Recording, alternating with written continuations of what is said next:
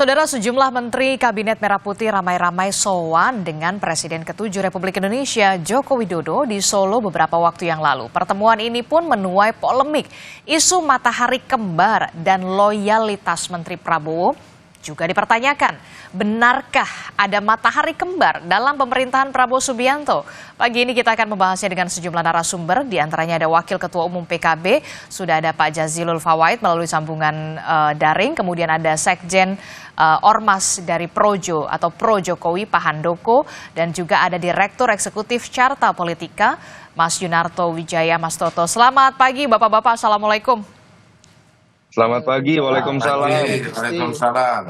Ya, mohon maaf lahir batin dulu karena ini masih dalam rangka Lebaran lah ya. Nah, masih dalam rangka Lebaran kemarin juga menjadi sorotan nih ternyata sejumlah menteri dari Pak Prabowo Subianto ini masih sowan ke rumah atau kediaman Pak Presiden ke-7 Republik Indonesia ini, Pak Jokowi begitu ya. Kemudian yang menarik adalah ada sejumlah menteri, kalau tidak salah ada Pak Sakti Trenggono, kemudian ada Pak BGS juga yang kemudian masih menyebut ini silaturahmi atau sowan ke mantan bos saya dan yang masih menjadi bos saya. Nah, jadi kalau menurut Pak Jazilul sendiri, komentarnya gimana nih secara etika? Seharusnya kan yang menjadi bos ini kan adalah Pak Prabowo selaku presiden. Secara etikanya gimana begitu ya? Ini dilontarkan secara eksplisit, offside nggak sih sebenarnya? Ya, kalau menurut pandangan saya sih tidak offside. Itu hal yang wajar saja dan memang beliau-beliau ini dulu bersama Pak Jokowi. Dan saya sendiri tidak setuju dengan istilah matahari kembar. Namun patut kita lihat di sejarah politik Indonesia memang baru kali ini ya ada presiden yang putranya menjadi wakil presiden. Sehingga kita tidak bisa menghalangi pendapat publik bahwa memang sampai hari ini Pak Jokowi masih kuat. Tapi di dalam konstitusi itu tidak ada istilah matahari kembar. Sekarang ini presiden, kepala pemerintahan dan kepala negara Pak Prabowo Subianto dan kita harus hormati bersama-sama. Nah, narasi matahari kembar saya pikir narasi negatif yang memang inginlah kira-kira agar Pak Prabowo dengan Pak Jokowi itu terjadi masalah. Padahal itu tidak akan mungkin. Bagaimana mungkin secara fakta politik? Karena memang dari runtutan sejarah dan keadaan hari ini, apapun Pak Jokowi ini putranya menjadi wakil presiden yang mendampingi Pak Prabowo Subianto. Jadi sulit memang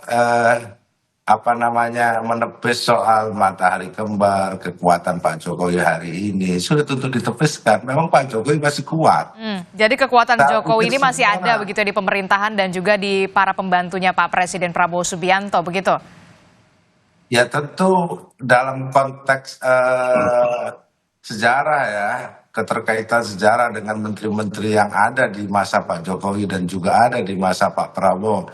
Itu sulit sekali untuk kemudian publik menghilangkan dugaan-dugaan bahwa memang kan masih sama-sama anak didik kira-kira begitu.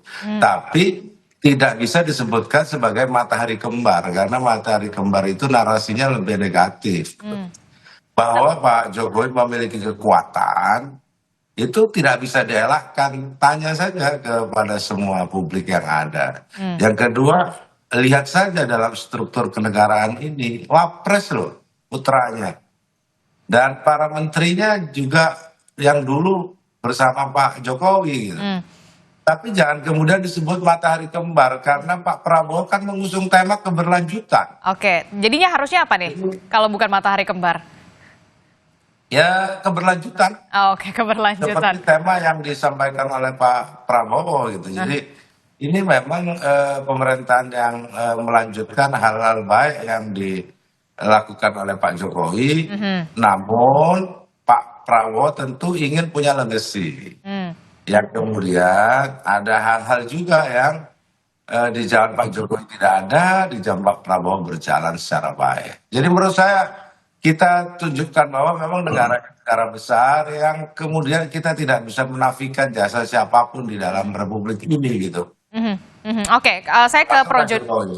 Oke, saya ke Mas Handoko dulu ke Projo. Nah, ini gimana nih? Ternyata kalau menurut Pak Jazilul, ya masih ada kekuatan-kekuatan itu yang masih ada di, apalagi Pak Sakti Trenggono kita tahu menteri di era Jokowi juga, Pak BGS juga sama begitu. Projo sendiri melihatnya bagaimana? Memang benar menterinya Pak Prabowo sekarang tuh tidak bisa lepas dari bayang-bayang Jokowi ataupun kekuatan Jokowi sampai saat ini. Ya, oke, terima kasih Mbak Disti. Jadi memang ngelihatnya harus benar ya. Maksud saya begini, sekarang ini kan kita bangsa kita itu berada dalam situasi geopolitik yang penuh tantangan, ekonomi penuh tantangan, terus kemudian itu satu hal yang tentu juga itu membutuhkan kerjasama dari semua pihak, dari semua potensi, dari semua kekuatan yang ada di negara ini. Maka momentum seperti ini, situasi seperti ini, ngelihatnya harus positif bahwa kita ini sedang menapaki sebuah sejarah yang memang baru dalam perpolitikan kita, di mana ya kan presiden yang sekarang memimpin Pak Prabowo Subianto ini didukung oleh presiden sebelumnya, ya kan, dan juga Pak SBY juga ada di sini juga selain Pak Jokowi. Nah, tema keberlanjutan yang disampaikan oleh Gus Jazil tadi memang menjadi landasan kenapa pemerintahan hari ini juga masih muncul orang-orangnya yang dulu menjadi menteri-menterinya Pak Jokowi. Tapi yang menjadi pertanyaan saya adalah kemudian begini, menterinya Pak Prabowo, menterinya Pak Prabowo yang mengatakan bosnya Pak Jokowi masih bos saya begitu. Jadi sebenarnya bosnya. Ya kalau memang orang menafsirkan bos itu satu, ya enggak presidennya ya Pak Prabowo, yang tanda tangan apapun pemerintahan ini pengambil keputusan di eksekutif ya Pak Prabowo. Ya kan begitu, itu kan bahasa yang terlalu dipelintir-pelintir, biasa saja. Kalau saya ketemu Gus Jazil pasti saya bilang ini bos saya, ini biasa itu. Iya kan? Nah, jadi saya menengarai justru ini adalah memang ada upaya-upaya yang menciptakan narasi di tengah situasi bangsa kita yang penuh tantangan sekarang ini.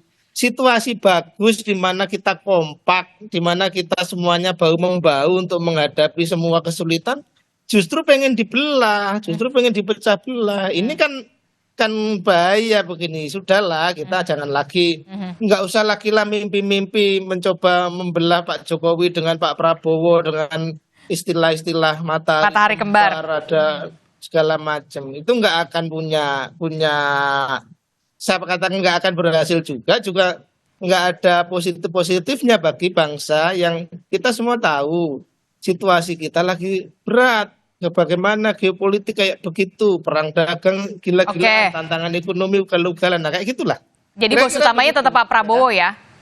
Ya jelas Pak Prabowo. Sekarang gini, Pak Prabowo sekarang, beliau bagaimana mencoba dengan sekuat tenaga, dengan segala kemampuannya, melakukan segala langkah di tengah tekanan global, ke sana kemari, lobby ke sana kemari, ya kan? Ayolah kita dukung ini Pak Prabowo ini. Untuk yang sedang bekerja keras menavigasi bangsa ini, jangan kemudian malah ditabrak-tabrakin dengan isu-isu matahari kembar dengan hanya sekedar orang waktu Lebaran datang ke Solo bersilaturahim ke Pak Jokowi. Gitu loh Mbak. Oke, saya ke Mas Toto. Mas Toto, bagaimana Anda melihat ini begitu ya, dengan secara eksplisit begitu terang-terangan para menterinya Pak Prabowo ini mengatakan iya Pak Jokowi masih bos saya. Ini kerap dikaitkan dengan adanya isu soal matahari kembar. Anda melihat demikian atau seperti apa? Gini, pertama kalau momennya kan adalah momen Lebaran. Kita berprasangka positif sebenarnya nggak ada yang aneh. Karena Ibu Sri Mulyani, Pak BGS juga datang ke rumah Ibu Mega. Betul. Mungkin beberapa menteri juga datang ke rumah Pak SBY. Tetapi kalau bicara tadi secara spesifik, kalimat sebenarnya tidak beberapa menteri, tapi dari Mas Trenggono yang jelas mengatakan masih bos Bos saya. saya. Mhm. Menurut saya itu tidak etis secara tata negara. Oke. Mas Handoko boleh mengatakan Gus Jazil bosnya karena Mas Handoko bukan membantu presiden, nggak punya konsekuensi secara tata negara. Saya juga bisa mengatakan seperti itu. Itu menurut saya tetap catatan kecil. Oke. Yang kedua, saya paling senang jadi narsum dengan Gus Jazil, apa adanya belak-belakan gitu ya. Situasi ini tuh nggak pernah terjadi sebelumnya. Pembahasan matahari kembar itu dalam konteks peralihan Ibu Mega ke Pak SBY ke Pak Jokowi itu tidak terjadi isu seperti itu. Kenapa? Karena anaknya Ibu Mega kemudian nggak jadi wapresnya Pak SBY, anaknya Pak SBY nggak jadi wapresnya dari Pak Jokowi, sehingga kemudian tafsir publik yang macam-macam itu nggak ada. Ini kan memang anomali ya, bahwa ketika keberlanjutan itu diartikan secara harafiah, anak mantan presiden itu ditempatkan menjadi wakil presiden. Sehingga kalau kita kritis saja jadi pertanyaan loh Mbak, yang namanya wapres bernama Gibran, itu lebih sering ketemu sama Pak Prabowo atau ketemu bapaknya sebagai mantan presiden? Ini kan orang jadi pertanyaan, Gibran lebih loyal kepada Prabowo atau kepada mantan presiden yang adalah bapaknya sendiri? Oke. Pertanyaan itu secara awam akan muncul. Menurut saya ini pembelajaran demokrasi, makanya jangan aneh-aneh menerjemahkan demokrasi, keberlanjutan dengan hal-hal yang bisa menimbulkan polemik seperti ini. Pertanyaan kritis lain misalnya, kalaupun mau bicara matahari kembar jadi aneh. Kalau mau ada tuduhan matahari kembar, kenapa tidak dialamatkan kepada Gibran? Jelas-jelas Gibran yang secara konstitusi ada di sampingnya presiden, punya otoritas.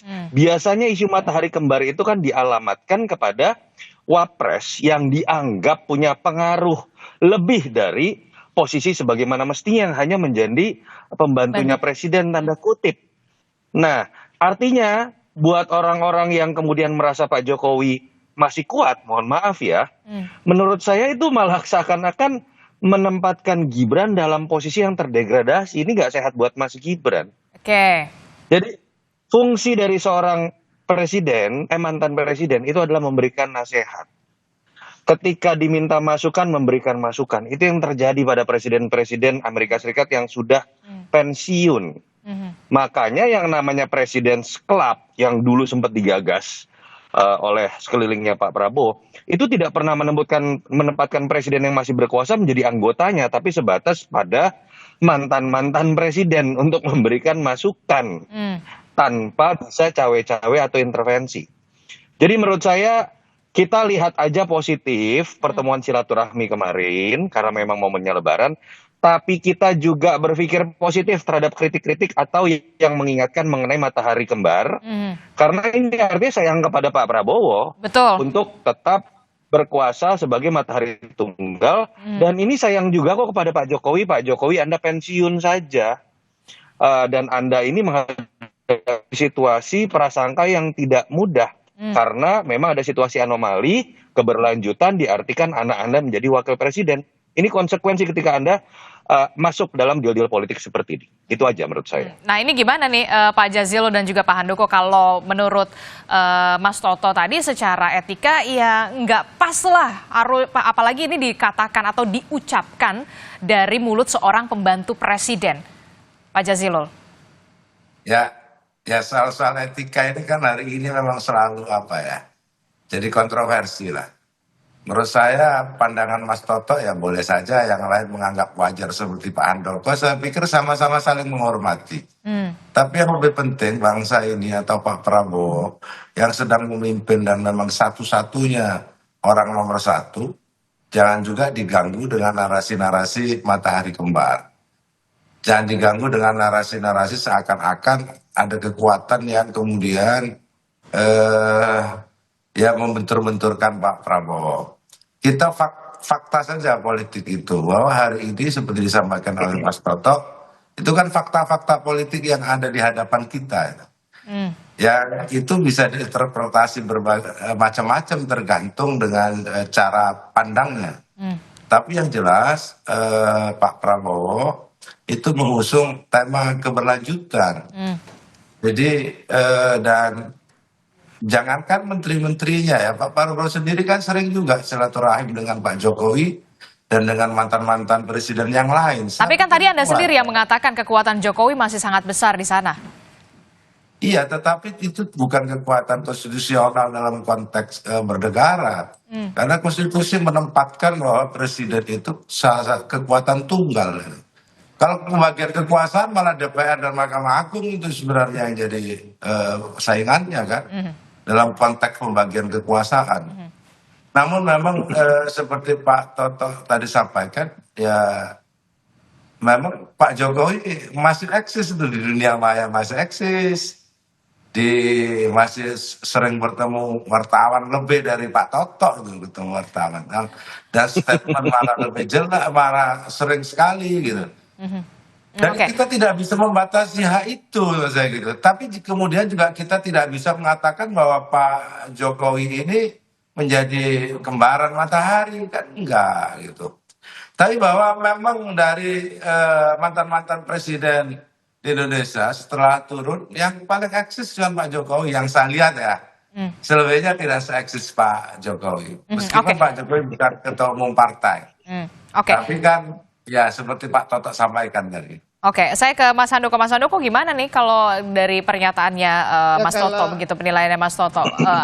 Ya kenapa tafsir-tafsir itu ada? Ya karena memang ungkapan-ungkapan masih bos saya itu tidak seharusnya keluar atau dilontarkan dari seorang pembantu presiden begitu. Itu justru malah mentafsirkan ada matahari kembar. Harusnya memang mataharinya cuma tunggal, hanya Pak Prabowo, seorang bos utama ya Pak Prabowo.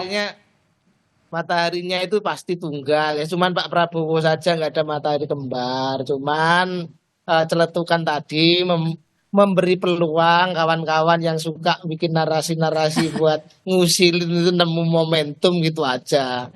Ya kan, jadi sebenarnya kalau ngomong mataharinya ya nggak ada itu matahari kembar. Bahwa Pak Jokowi punya kekuatan politik, kita semua setuju, ya kan. Tapi bukan berarti kalau kemudian ada kekuatan itu langsung kemudian itu bertabrakan dengan kekuatan yang lain. Karena ke dalam konteks pemerintahan Pak Prabowo Gibran ini justru dua kekuatan utama ya, dari kekuatannya Pak Prabowo dan kekuatannya Pak Jokowi itulah yang menjadi kekuatan dasar. Mulai jam kampanye dulu, pemenangan, sampai pemerintahan sekarang itu menjadi dua kekuatan besar yang dikobrol sehingga inilah jadi penggerak dalam penyelenggaraan pemerintahan ini. Jadi jangan dianggap kemudian ya kalau misalnya mobil mesinnya double kan nggak harus tabrakan, enggak, justru jadi dua kekuatan yang bisa disatukan menghasilkan tenaga besar, kan gitu logika yang harus dibangun gitu loh Mbak. Oke, karena memang kalau karena memang kita tidak bisa lepas juga karena memang dalam kabinetnya Pak Prabowo juga masih dan banyak sekali menteri-menteri yang saya mau cerita begini. Pak, saya dengar sendiri dari mulut Pak Jokowi bahwa beliau itu ya dalam transisi pemerintahan itu dari Pak Jokowi ke Pak Prabowo, dia sendiri sampaikan bahwa saya ini sudah pernah jadi presiden, tahu rasanya kalau ada ya kan orang yang mencoba melakukan intervensi atau apa, itu dia tahu rasanya. Dan Pak Jokowi itu sangat mengerti situasi batin itu, sehingga saya 100% percaya Pak Jokowi akan melakukan tindakan-tindakan yang menjaga betul bagaimana hubungan beliau dengan Pak Prabowo sebagai presiden, ya kan, demi apa ya, demi bangsa ini bergerak ke arah yang benar. Saya percaya itu Mbak. Gitu. Oke. Nanti kita harus jeda sejenak dulu begitu ya. Akan ada pertanyaan selanjutnya ketika memang sejumlah menteri mengatakan ini masih bos saya, walaupun tidak semua menteri yang sowan ke Pak Jokowi mengatakan demikian, tapi kemudian kita jadi mempertanyakan, loh, loyalitasnya pembantunya Pak Presiden Prabowo Subianto ini sejauh apa jadi dipertanyakan ini. Tapi jangan dijawab dulu, Bapak-Bapak, kita akan bahas lagi usai jeda. Kami akan kembali di Sapa Indonesia Pagi.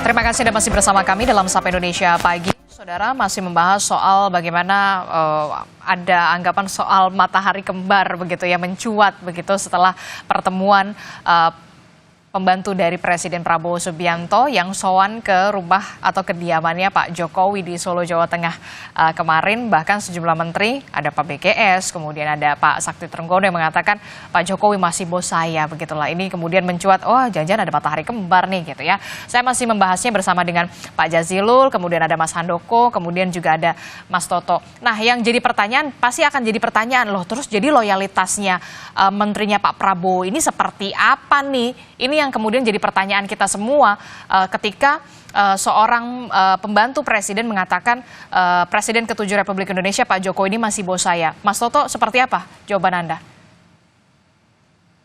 Hal yang lebih besar dulu ya, menjawab Mas Handoko tadi. Kalau ditanya bahwa orang-orang yang mengingatkan mengenai matahari kembar, bahwa hanya ada boleh satu pemimpin, itu dianggap sedang memecah belah, enggak juga. Harus diakui ada fakta politik yang anomali pertama kali dalam sejarah Indonesia tadi. Jadi kalau ditanya apakah Pak Jokowi mengerti situasi batin Pak Prabowo, Pak Jokowi nggak pernah ngerasain yang namanya wapresnya itu anak Pak SBY.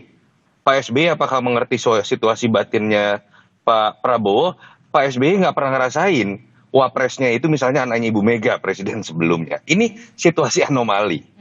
Dan ada fakta empiris loh, bahwa mungkin orang-orang yang mengingatkan itu belajar dari Filipina, bahwa ketika keberlanjutan diartikan dengan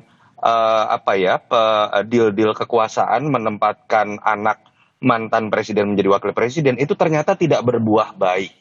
Jadi saya mencoba berprasangka baik dengan Mardhani Alisera, dia tidak ingin Indonesia seperti Filipina, kira-kira seperti itu. Yang kedua, Mas Handoko, jangan kemudian ketika ada pihak-pihak yang mengingatkan tentang hal-hal tertentu terkait tata negara, politik, itu diartikan ingin mengadu domba, dan kemudian situasi global yang harus dihadapi oleh Indonesia menjadi semakin sulit. Kebalik logikanya dalam demokrasi. Ketika menghadapi situasi yang lebih sulit termasuk tantangan global terkait dengan perang dagang atau tarifnya Trump, yang malah harus dilakukan itu bukan sekedar silaturahmi, tetapi memastikan semua elemen bangsa dalam ketatanegaraan memainkan porsinya. Ya udah, partai koalisi memberikan dukungan kepada kebijakan presiden, sekaligus kritis seperti yang dilakukan oleh senator-senator Republikan terhadap Trump misalnya. Dan juga partai yang tidak masuk dalam barisan koalisi itu memberikan catatan kritis supaya penguasaan terjadi, sehingga ketika presiden mengambil kebijakan secara cepat menghadapi situasi global yang pelik, itu malah menjadi benar. Bukan dengan semuanya diam, semuanya setuju, dan ketika kemudian mengingatkan dianggap mengadu domba. Itu yang menurut saya jangan salah kaprah dalam konteks demokrasi. Terkait dengan jadi pertanyaan loyalitas seorang pembantu presiden jadi pertanyaan ketika kemudian itu terlontar masih bos saya. Ini gimana loyalitasnya? Secara de facto saya sih meyakini lah, mau Mas Trenggono, Pak BGS takutnya dengan Pak Prabowo. Karena yang bisa mencat hanya Pak Prabowo. Ini kalau kita bicara logika manajemen perusahaan aja ya. Pak Jokowi nggak bisa mencat tuh gitu. Misalnya dianggap mereka jarang silaturahmi pun nggak bisa gitu Pak Jokowi mencat. Mas Gibran pun sebagai anak Jokowi nggak bisa. Makanya tadi saya lebih memberikan catatan kritis, terutama kepada Mas Trenggono yang jelas menggunakan bahasa eksplisit, masih bos saya.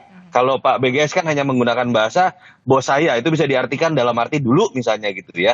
Secara de jure tidak tepat. Karena ketika Anda sudah menjadi pembantu presiden, bahkan masih misalnya menggunakan istilah, misalnya nih, Gus Jazil menjadi menteri misalnya. Nggak terlalu etis misalnya Gus Jazil mengatakan dalam konteks sebagai menteri ya, bos saya adalah Caimin, nggak boleh. Tapi sebagai kader PKB, boleh. Nah itu yang menurut saya harusnya menteri-menteri lebih berhati-hati, apalagi situasinya ini anomali. Kecurigaan itu kan muncul karena ada situasi anomali, anaknya Pak Jokowi masih menjadi wapres, sehingga ada kesan Pak Jokowi masih ada di dalam pemerintahan Pak Prabowo. Oke, Gus Jazil, gimana kalau menurut Pak Mas Toto harusnya lebih berhati-hati begitu? Ya, kalau itu saya setuju. Tapi loyalitas itu kan diukur dari kinerja. Bahwa Pak Trenggono atau menteri-menteri yang lain bagaimana melaksanakan arahan dari Pak Prabowo.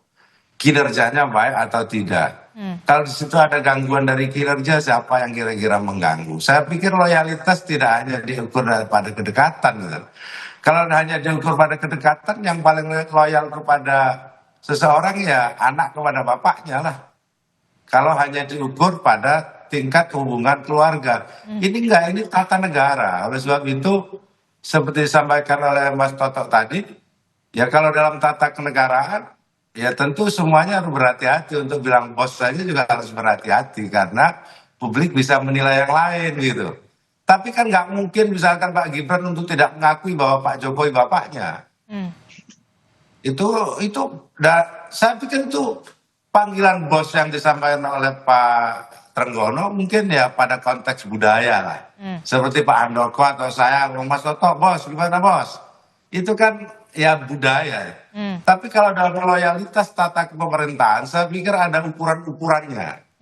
Oleh sebab itu mungkin yang mengatakan tadi soal matahari kembar dan yang lain-lain, jangan sampai nanti di dalam kebijakan pelaksanaan ketatanegaraan, kebijakan pemerintahan, itu ada yang miss antara Pak Prabowo dengan yang lain misalkan gitu.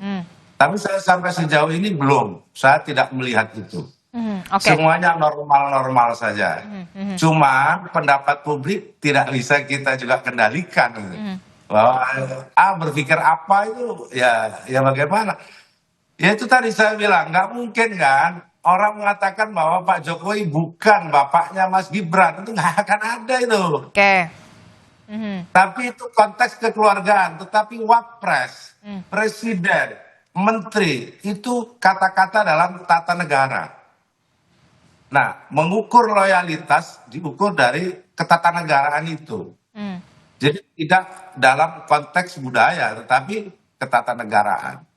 Menyatakan bos juga begitu. Ini dalam konteks tata negara atau konteks pertemanan atau budaya.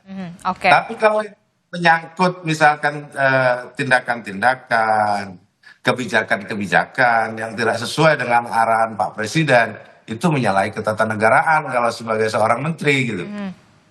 Ya, saya pikir begitu. Oke, saya ke Mas Handoko. Mas Handoko, ada juga kemudian yang menganggap begini, wah jangan-jangan menterinya Pak Prabowo ini lebih gampang komunikasi ketika ke Pak Jokowi ketimbang ke presiden sekarang begitu, terlalu banyak barriernya.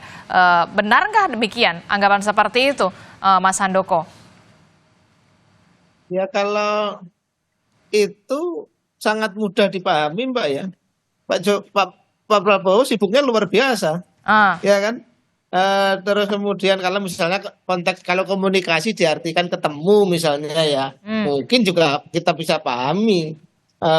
Apalagi, tetapi saya juga tidak melihat hal itu ya. Karena selama ini Pak Prabowo itu cukup rajin untuk memanggil menteri-menterinya dalam situasi yang serba sibuk ini, situasi yang serba cepat ini. Saya juga tidak ada menganggap ada masalah dengan komunikasi antara presiden dengan menteri-menterinya. Bahwa kalau kemudian dikatakan kepada Pak Jokowi mungkin lebih enak, mungkin karena situasinya lebih informal, lebih Pak Jokowi jadwalnya juga nggak terlalu seperti ketika menjadi presiden. Tetapi kalau itu saya nggak menangkap ada isu Pak Prabowo punya masalah komunikasi dengan menteri-menterinya. Gitu. Saya meyakini itu kenapa misalnya dalam satu isu dalam satu yang saya tahu misalnya ketum saya Menteri Koperasi itu untuk urusan koperasi itu sering dia memanggil Menteri Koperasi gitu untuk melakukan dialog-dialog, diskusi-diskusi, arahan-arahan. Artinya saya nggak melihat ada hambatan-hambatan komunikasi. Hambatannya mungkin lebih pada teknis. Jadwal yang padat. Untuk jadwal yang sangat padat itu saya nggak bisa menampik itu, kan kita semua tahu itu. Tetapi kalau kemudian dianggap ada persoalan komunikasi antara presiden dan menteri-menterinya, saya sama sekali tidak mempercaya itu. Kalau menurut Mas Toto gimana Mas Toto kalau untuk soal komunikasi ini? Saya mau Iya, kalau kalau kita bicara komunikasi, memang kan gaya kepemimpinan dan gaya komunikasi ke publik saja ya, yang menurut saya bisa jadi representasi juga gaya komunikasi misalnya kepada menteri. Memang Pak Jokowi kan jauh lebih cair ya, kita harus akui ya. Kalau kita bicara mengenai bagaimana pilihan kata-kata, bagaimana rajinnya turunnya belusukan, Oke. bagaimana perasaan lebih egaliter, ya Pak Jokowi kan kekuatannya di situ. Pak Prabowo ini kan lebih top down. Oke. Jadi mungkin saja spekulasi seperti itu muncul. Tapi kan pertanyaannya adalah, kalaupun betul misalnya komunikasi ke Pak Prabowo sulit, misalnya betul seperti gosip. Lalu kenapa kemudian gesernya ke Pak Jokowi komunikasinya? Memangnya Pak Jokowi wapres? Kenapa tidak bergeser ke Mas Gibran? Hmm. Itu kan jadi pertanyaan. Itu jadi Mbak. pertanyaan. Artinya apa sih Mbak? Saya ingin katakan, diskusi ini tidak akan muncul kalau anomali itu dari awal tidak muncul. Ah. Kalau keberlanjutan itu sekedar diartikan keberlanjutan program dalam deal politik antara Pak Jokowi dengan Pak Prabowo. Bukan keberlanjutan Yang sekarang politik. terjadi kan Hmm. bukan keberlanjutan dengan menempatkan anggota keluarga. Ah. Kan jadi kasihan sekarang nih ya. Ketika kita bicara keberlanjutan, harusnya kita akan diskusi. Sebenarnya Pak Jokowi kalau masih jadi presiden setuju nggak MBG anggarannya sebesar itu? Sebenarnya Pak Jokowi kalau masih jadi presiden setuju nggak bahwa Pak Prabowo punya kebijakan infrastruktur berbeda, dilempar kepada swasta? Pak Jokowi akan setuju nggak dan antara itu diberlakukan dalam situasi global seperti ini? Pak Jokowi setuju nggak kita masuk BRICS? Karena menurut saya Pak Jokowi nggak setuju gitu misalnya, sepengetahuan saya mengenai Pak Jokowi. Tapi sekarang bahasan keberlanjutan ini akhirnya lebih mengarah kepada, kok menteri-menterinya masih ke Pak Jokowi, kok bela-belain datang ke Solo, kenapa nggak ke Gibran, kenapa Mas Gibran kemudian jarang muncul, dan lain-lain. Dan itu yang akhirnya menurut saya sebuah pembelajaran, kritik-kritik mengenai etika berdemokrasi, termasuk mengenai hal-hal yang terjadi pada masa kampanye kemarin, jangan dikecilkan. Karena Oke. inilah yang kemudian sekarang kita lihat. Apa yang menjadi catatan Anda terkait dengan isu matahari kembar yang kemudian mencuat ini? Saya Mbak, Iya, Mas Toto. ya itu tadi, isu matahari kembar ini selalu menjadi isu yang memang ada dalam sistem presidensial. Kenapa? Sifatnya sangat substantif. Kalau satu-satunya pemegang kontrak politik dengan rakyat itu kemudian tidak memegang otoritas sepenuhnya dalam menentukan menteri, dalam membuat kebijakan, dalam berkomunikasi, dalam loyalitas pembantu presidennya, itu fondasi yang roboh. Dan saya berharap sih tidak. Ini kan semuanya masih spekulasi. Dan balik lagi, spekulasi ini muncul bukan tidak ada apinya. Asap ini kan muncul karena ada sebuah anomali yang ada dalam sejarah. Betul tidak melanggar aturan, tapi kita tahu dalam etika berdemokrasi sepertinya ada yang salah kemarin. Nah, ini yang menurut saya kuncinya ada di kedewasaan berpolitik Pak Jokowi. Saya yakin Pak Jokowi sangat dewasa berpolitik untuk menahan diri. Tidak terlalu menunjukkan dirinya, walaupun anaknya masih menjadi wapres, bahwa dia masih berpengaruh besar, walaupun mungkin faktanya memang berpengaruh besar.